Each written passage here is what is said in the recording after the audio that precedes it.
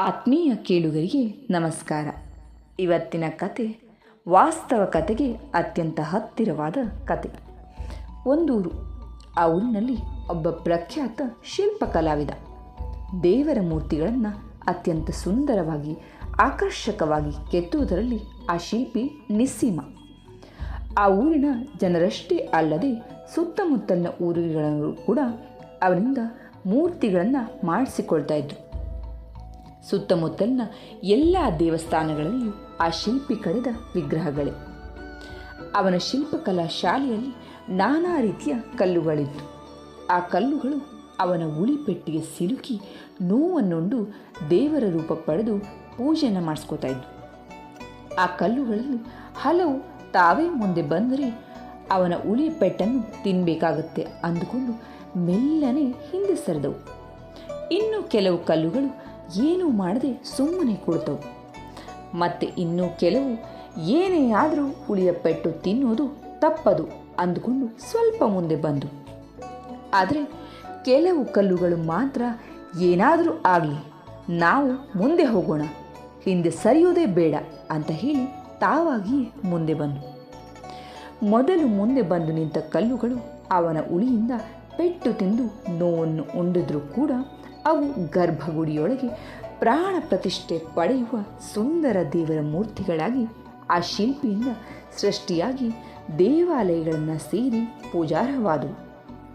ಇದರಿಂದ ತಪ್ಪಿಸಿಕೊಳ್ಳಿಕ್ಕೆ ಸಾಧ್ಯವಿಲ್ಲ ಎಂಬ ಅರಿವಿದ್ದರೂ ಹಿಂದೆ ಹಿಂದೆ ಸರಿಲೆತ್ತಿಸಿದಂತಹ ಕಲ್ಲುಗಳು ಆ ಶಿಲ್ಪಿಯ ದೇವಸ್ಥಾನದ ದ್ವಾರದ ಅಕ್ಕಪಕ್ಕದಲ್ಲಿ ನಿಲ್ಲುವ ದ್ವಾರಪಾಲಕರನ್ನಾಗಿ ಕೆತ್ತಲ್ಪಟ್ಟು. ಉಳಿಯ ಪೆಟ್ಟಿಗೆ ಹೆದರಿ ಹಿಂದೆ ಸರಿದು ಸುಮ್ಮನೆ ಕುಳಿತ ಕಲ್ಲುಗಳು ಶಿಲ್ಪಿಯ ಕೈಯಲ್ಲಿ ಗರ್ಭಗುಡಿಯ ಹೊಸ್ತಿಲುಗಳಾದವು. ತೀರಾ ಅಂಜಿಕೆಯಿಂದ ತುಂಬಾ ಹಿಂದೆ ಇದ್ದ ಕಲ್ಲುಗಳು ಜನರು ತುಳಿದಾಡುವ ಹಾಸುಗಲ್ಲುಗಳನ್ನಾಗಿ ಮಾಡಲ್ಪಟ್ಟಿತು.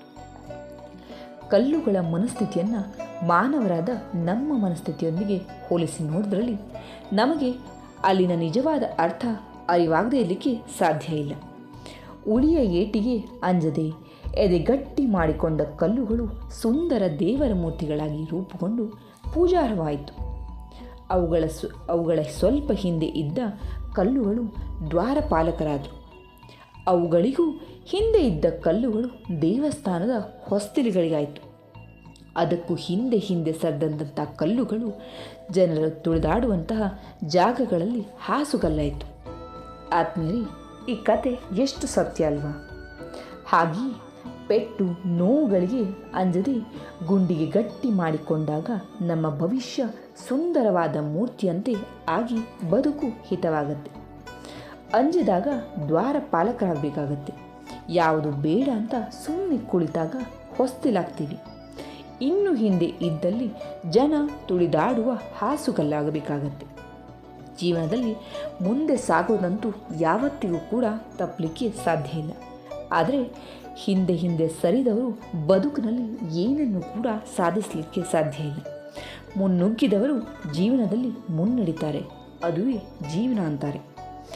ಕಷ್ಟ, ನಷ್ಟ, ನೋವು, ಯಾತನೆಗಳಿಗೆ ಅಂಜದೆ ಮುಂದೆ ಮುಂದೆ ಸಾಗಿದಾಗ ಜೀವನ ತಾನಾಗಿ ರೂಪುಗೊಳ್ತಾ ಹೋಗುತ್ತೆ. ಬಹುಶಃ ಈ ಕತೆ ನಿಮಗೆ ಅರ್ಥ ಆಗಿರುತ್ತೆ, ಮೆಚ್ಚುಗೆ ಆಗುತ್ತೆ ಅಂತ ಭಾವಿಸ್ತೀನಿ. ಕೇಳಿದ್ದಕ್ಕೆ ಧನ್ಯವಾದ.